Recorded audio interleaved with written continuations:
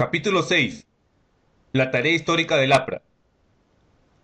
Para los patriarcas criollos de la ortodoxia marxista, las conclusiones contenidas en los capítulos anteriores implican, sin duda, profanación audaz de todos los conceptos sacrosantos de un credo que ellos consideran absoluto, estático e inviolable. Empero, es menester recordar que existe una profunda diferencia entre el marxismo interpretado como dogma y el marxismo en su auténtico significado de la doctrina filosófica. En aquel, todo es quietismo y parálisis. En este, todo es dinamismo y renovación.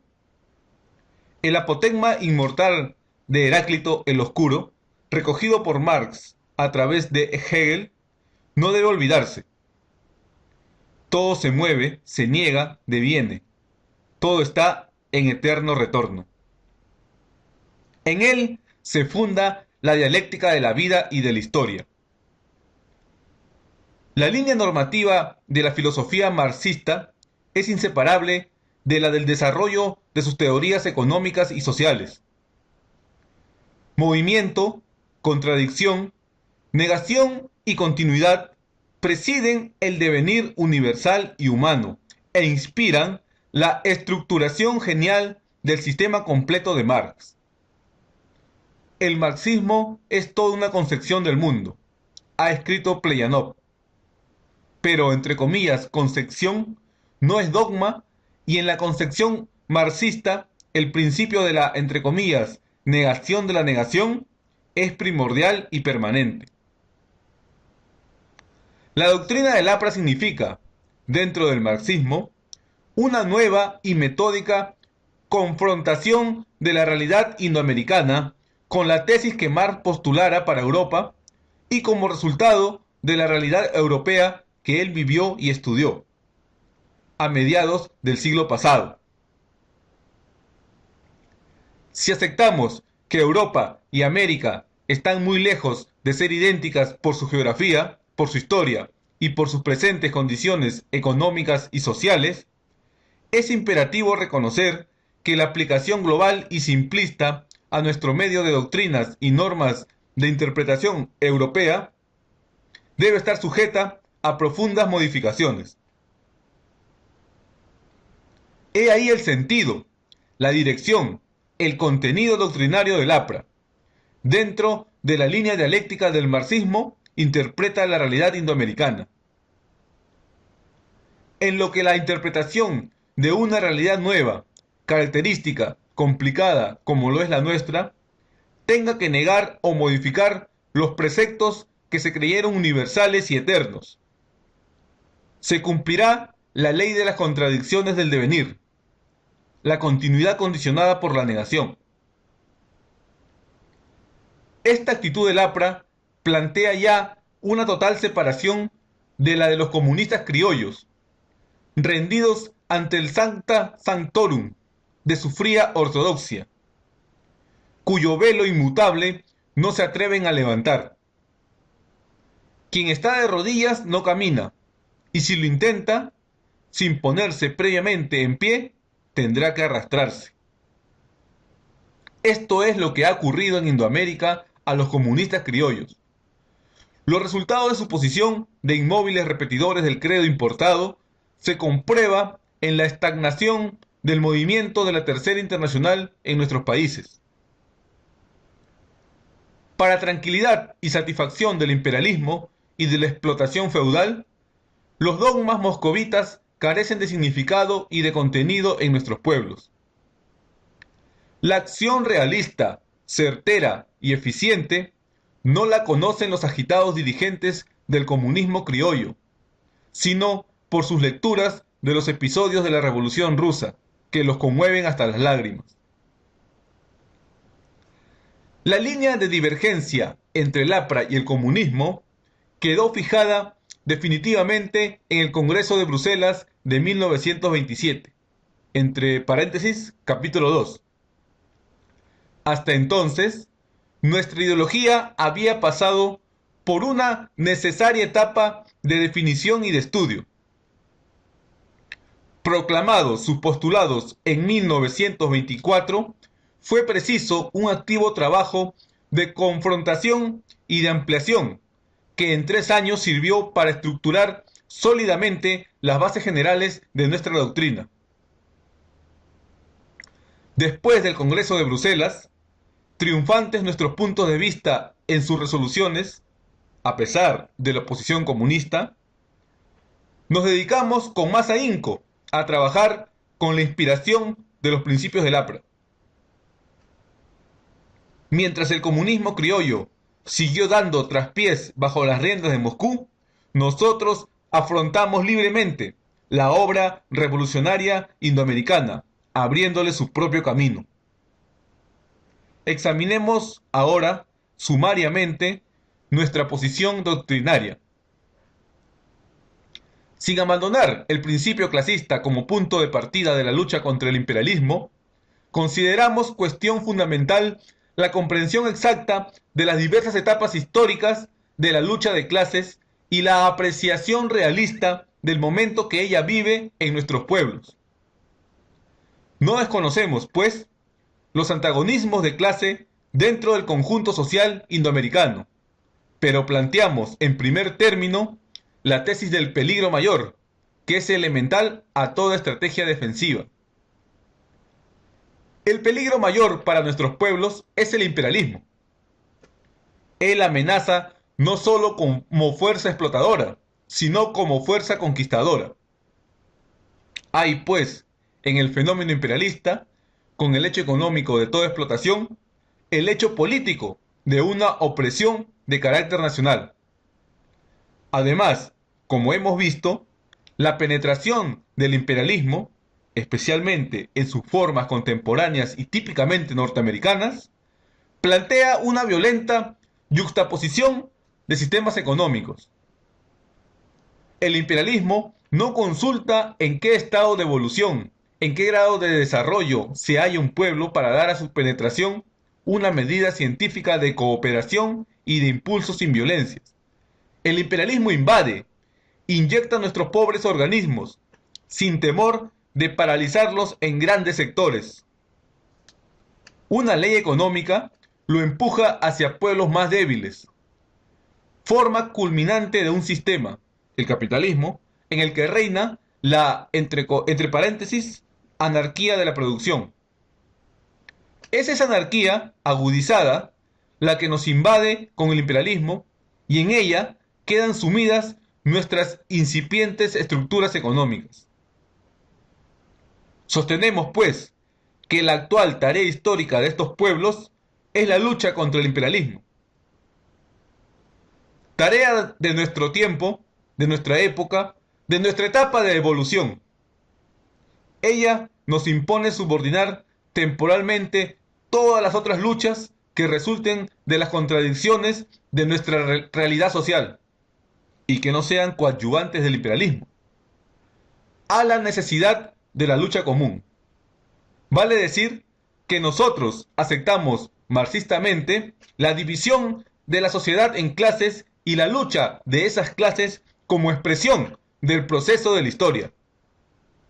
Pero consideramos que la clase opresora mayor, la que realmente respalda todo el sistema de explotación refinado y moderno, sistema de explotación que impera sobre nuestros pueblos, es la que el imperialismo representa.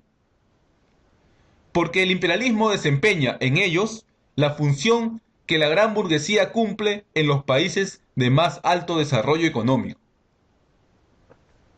Examinada esta posición, se hallará que es inobjetable. El gran capitalismo y la gran industria no han insurgido en Indoamérica como producto de su evolución económica. Han advenido, han invadido conquistadoramente y se han abierto paso en nuestros medios, destruyendo toda posible competencia, deteniendo el proceso de formación de una verdadera burguesía nacional y utilizando parcialmente nuestra primitiva arquitectura económica feudal y semifeudal para convertirla en una aliada y servidora sojuzgada. Bajo el sistema imperialista, nuestra gran burguesía resulta, pues, una clase entre comillas, invisible. Es la misma gran burguesía de poderosos países lejanos y avanzados que actúa sobre nuestros pueblos en forma característica. Ella nos invade con su sistema y al invadirnos no solo conmueve y transforma nuestra elemental economía de países retrasados, sino que arrolla y cambia totalmente nuestra arquitectura social. Utiliza parte de nuestras clases feudal y media y de la incipiente burguesía en sus empresas y en la defensa jurídica y política de sus conquistas económicas, pero proletariza y empobrece al resto, que es gran mayoría. De ella y de las masas campesinas comienza a formar una nueva clase proletaria industrial bajo un sistema moderno de explotación. A medida que penetra más en nuestros países, su influencia se extiende y agudiza. De económica deviene en política. Así es como la lucha contra el imperialismo queda planteada en su verdadero carácter de lucha nacional. Porque son las mayorías nacionales de nuestros países las que sufren los efectos de la invasión imperialista en sus clases productoras y medias, con la implantación de formas modernas de explotación industrial. Y porque es la totalidad de los pobladores de cada país la que debe responder de los gravámenes fiscales necesarios para el servicio de los grandes empréstitos o concesiones. A causa de esto, la soberanía de varios de nuestros estados se ha visto en muchas ocasiones drásticamente amenazada. Ante esta realidad, el APRA coloca el problema imperialista en su verdadero terreno político. Plantea como primordial la lucha por la defensa de nuestra soberanía nacional en peligro. Da a este postulado un contenido integral y nuevo, y señala, como primer paso en el camino de nuestra defensa antiimperialista, la unificación política y económica de las 20 repúblicas en que se divide la gran nación indoamericana. Es, en esta etapa inicial, de acción de frente único que las clases trabajadoras deben cooperar decididamente en la realización de los dos primeros lemas del programa máximo del APRA, que se complementan entre sí: acción conjunta contra el imperialismo y para la unificación económica y política de los pueblos indoamericanos. Dirigido el movimiento por el APRA, las clases trabajadoras que integran sus filas serán, pues, conducidas hacia la toma del mayor número de posiciones que realistamente puedan conquistar y usar. Y al llegar al poder bajo las banderas apristas y unidas a las clases medias, tendrán que intervenir en la obra grandiosa que señala el tercer lema del APRA: la nacionalización progresiva de la tierra y de la industria. Vale decir, la desfeudalización del campo y la liberación del campesino, peón, siervo comunitario, ejidatario, partidario, pequeño propietario, etc. Y la organización del nuevo sistema económico estatal de base cooperativa que controle las industrias, destruya los monopolios imperialistas y asegure el dominio nacional de la riqueza. Para esta gran tarea necesitamos la colaboración del Frente Único como partido, según lo hemos demostrado, combatiendo las fantasías demagógicas de los profetas del comunismo criollo, que ofrecen en cada discurso paraísos rojos. El APRA sostiene que antes de la revolución socialista que llevaría al poder al proletariado, clase en formación en Indoamérica, nuestros pueblos deben pasar por periodos previos de transformación económica y política, y quizá por una revolución social, no socialista, que realice la emancipación nacional contra el yugo imperialista y la unificación económica y política indoamericana. La revolución proletaria socialista vendrá después.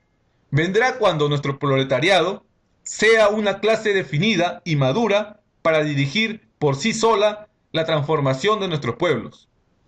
Pero eso ocurrirá mucho más tarde.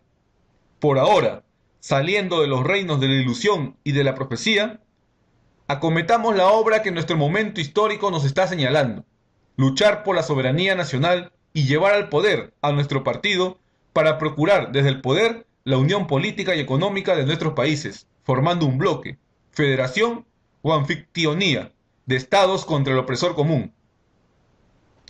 Nosotros necesitamos nuestra Revolución Francesa, superada naturalmente, o para hablar con voz propia, nuestra, entre comillas, Revolución Mexicana, que combine la lucha contra el feudalismo con la lucha contra el imperialismo y afirme una era precursora de transformaciones posteriores.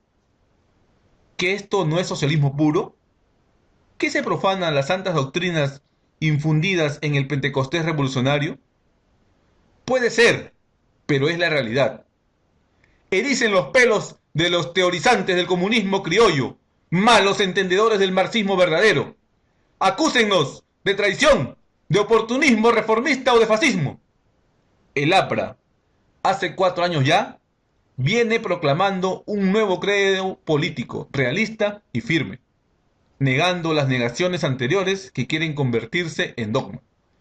El APRA repugna demagogias engañosas y rechaza a los que desnaturalizan nuestra causa.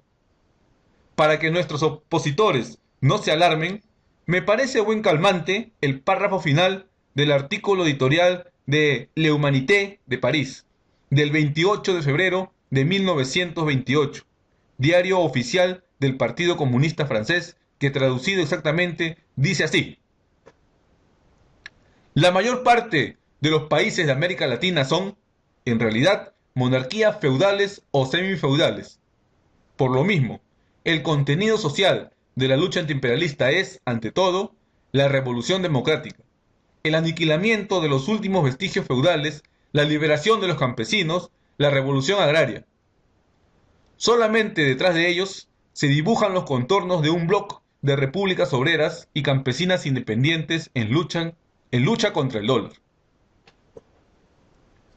Es doloroso, pero necesario romper viejos ensueños de imposibles revolucionarismos a la moda europea. Es cruel pero indispensable que golpes de realidad derriben bellos e intrincados panoramas construidos apresuradamente por la tropical fantasía. Ella fue prestando de Europa personajes, doctrinas, episodios y circunstancias hasta obtener la ilusión completa de un escenario adaptable a gustos foráneos.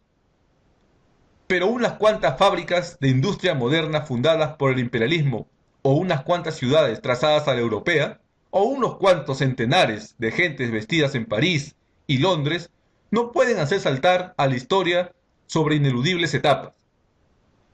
Y es absurdo improvisar en nuestra realidad económica y social, colonial o semicolonial, entre comillas, feudal y semifeudal, una Indoamérica industrial, capitalista y dueña de todos los refinamientos de la técnica, donde el periodo del dominio burgués se haya cumplido y sea llegada la hora de entonar himnos triunfales, el advenimiento de un gobierno exclusivamente proletario, bien ajustado a los marcos de las teorías ortodoxas del socialismo puro. La realidad social de nuestros pueblos es otra. Nuestra presente Iztapa histórica no corresponde al lenguaje que usan de préstamo improvisados teorizantes sociales. Un programa práctico de lucha contra el imperialismo en Indoamérica no puede ser una ensalada rusa de promesas. La lucha contra el imperialismo está ligada a la lucha contra el feudalismo, vale decir, a la previa emancipación económica y cultural del campesino.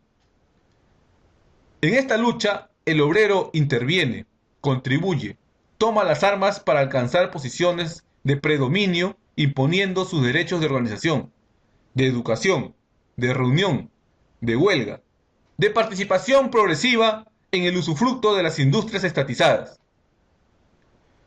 Usa en su beneficio todas las conquistas políticas dentro de la democracia funcional y deviene, por intermedio del partido en el poder, en una de las clases directoras del Estado antiimperialista.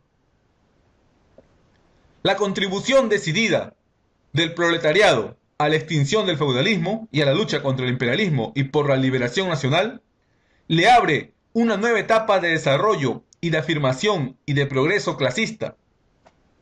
El cooperativismo, la nacionalización de la tierra y de toda la industria que sea posible nacionalizar, y la organización de un nuevo sistema de economía nacional que se oponga a la monstruosa explotación del imperialismo, centralizando hasta donde se puede el gobierno económico nacional. He ahí las primeras tareas en el orden interno para los apristas de cada país.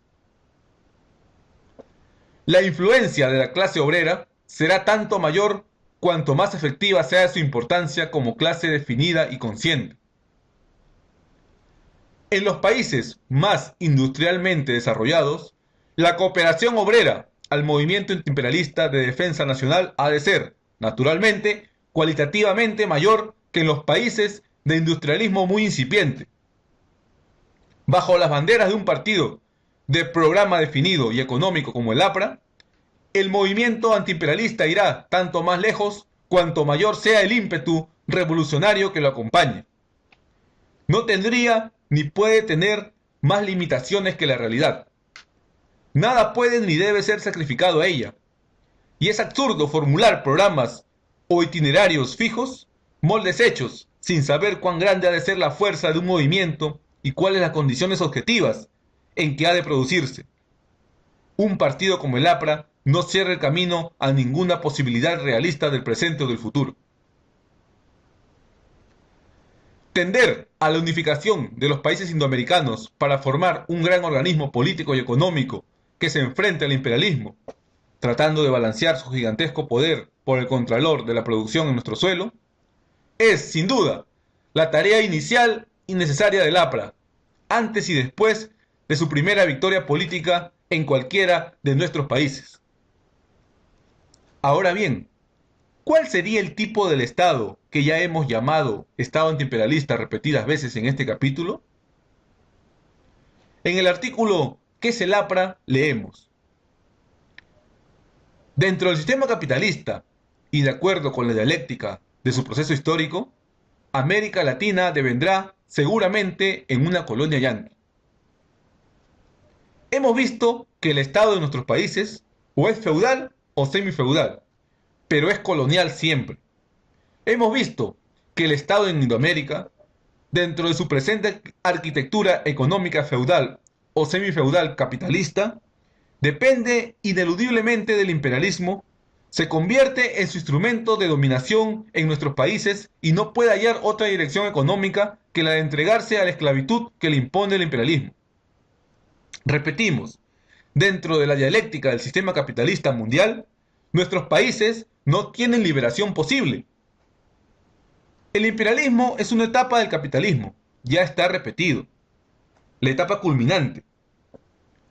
Nuestros países están en las primeras etapas del capitalismo o van hacia ellas, buscando su liberación del feudalismo o tratando de buscarla. Esa es su ruta. Nuestros países y el imperialismo están, pues, dentro de la misma órbita, aunque en diferentes planos históricos. Encadenamiento de un mismo sistema, ruedas de una misma máquina, ruedas de diámetro diferente, que engranan dentro de la mecánica de un movimiento dado. ¿Cuál, pues, nuestra alternativa? Para unos hay la esperanza, buenos guardadores somos de la caja de Pandora, de que algún día Indoamérica, o lo que es más fantástico aún, cualquiera de sus países aislados, llegue a convertirse en una potencia formidable, rival de Estados Unidos como han devenido estos en rivales de Europa, después de haber sido sus súbditos económicos. Para otros, la revolución social fulminante, la liberación total del sistema capitalista por la dictadura del proletariado y el comunismo triunfante. Ambas hipótesis, generalmente formuladas en los campos del nacionalismo chauvinista o en los del revolucionarismo simplista y de prestado, representan la tesis y la antítesis con su inconciliable oposición de contrarios. Conviene analizar, aunque sea ligeramente, cada una de estas hipótesis, antes de plantear la síntesis realista que el APRA propugna. La transformación súbita de nuestros países con tan pesados residuos feudales y tan complicados problemas étnicos en autónomas potencias capitalistas rivales de Estados Unidos no estaría en proporción al avance sin duda vertiginoso del imperialismo yanqui sobre nosotros. Nuestro progreso hacia el capitalismo autónomo no está en ecuación con el progreso formidable y envolvente del capitalismo imperialista de Estados Unidos, que va consiguiendo no solo controlar casi totalmente nuestra vida económica, sino que trata de impedir nuestro desenvolvimiento libre o el empujado por otros imperialismos en alguno de nuestros países. Ejemplo, la cuestión del trigo y las carnes con la República Argentina, traducida en la discusión inconciliable del Congreso Panamericano de La Habana, conflicto en el que tiene el lado del imperialismo inglés, antes que cualquiera de nuestros países lograra convertirse en un país capitalistamente autónomo. Estados Unidos habría conseguido dominar por completo su economía.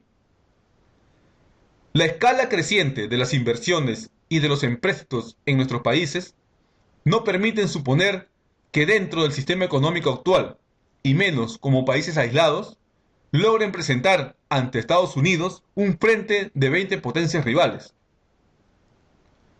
Por otro lado, la capacidad económica de Estados Unidos no permite suponer el ocaso próximo de su poderío, tan próximo que su caída significara nuestra emancipación insólita. Y aún suponiendo estos, la caída de Estados Unidos por un fracaso militar en la contienda con otro poder imperialista, ¿llevaría a Indoamérica a la libertad o la reduciría a la sumisión bajo un nuevo amo? Después de la guerra imperialista de 1914 hasta 1918, las colonias alemanas no se independizaron, sino que pasaron a ser colonias inglesas, francesas o japonesas. Cambio de amo, pero no destrucción de cadenas. Del mismo modo, como el imperialismo inglés ha cedido la primacía de su influencia en Indoamérica a Estados Unidos, podría recuperarla. O Japón, Alemania u otra potencia cualquiera, tomar su puesto de dominación preponderante. Repetiremos una vez más, dentro del sistema capitalista, Indoamérica va hacia el coloniaje. Aún cuando demos rienda suelta a la fantasía e imaginemos que llegará a formar un conjunto de potencias capitalistas rivales de los presentes imperios de Europa, América y Asia, tal hipótesis, candorosa y complaciente, presentaría las trágicas perspectivas de nuevas competencias y luchas incesantes y ruinosas. Frente a esta tesis, usualmente repetida entre los teorizantes ingenuos de nuestras clases dominantes, se levanta la antítesis, que como la tesis es de préstamo mental europeo. Ella anuncia el único remedio contra el virus imperialista en la revolución socialista, la dictadura del proletariado, el comunismo bolchevique, cuando no el comunismo libertario o anárquico.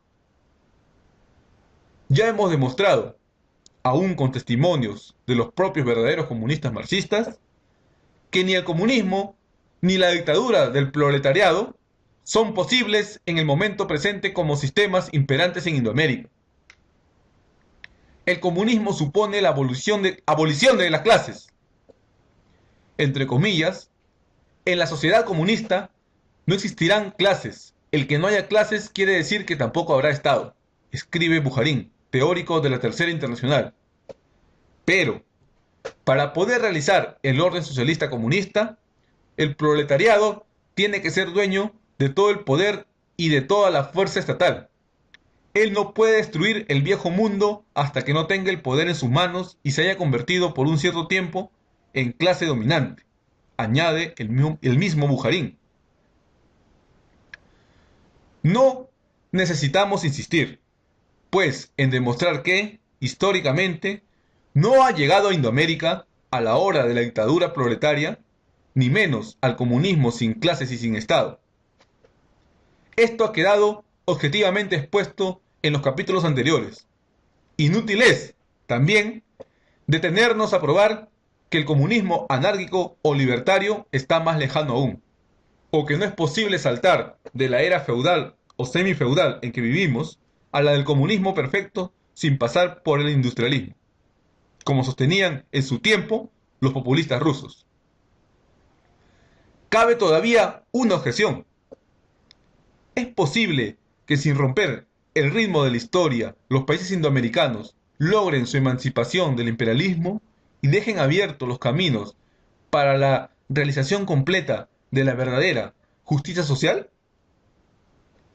Según los partidarios del marxismo quietista, habría que esperar que las etapas históricas se cumplan, que nuestros países feudales devengan en capitalistas bajo el imperialismo, que se desprendan capitalistamente del coloniaje económico que aquel les impone, y luego, producida esta primera negación dentro de nuestros propios países ya independizados y convertidos en potencias, que se produjera la segunda negación, la revolución socialista con su dictadura del proletariado y su marcha hacia el comunismo integral, proceso de centurias que implicaría no luchar contra el imperialismo sino resistirle, sin dar contenido social y político a esa lucha como proclama el APRA. Nuestro camino es más realista, más preciso, más revolucionario y más constructivo.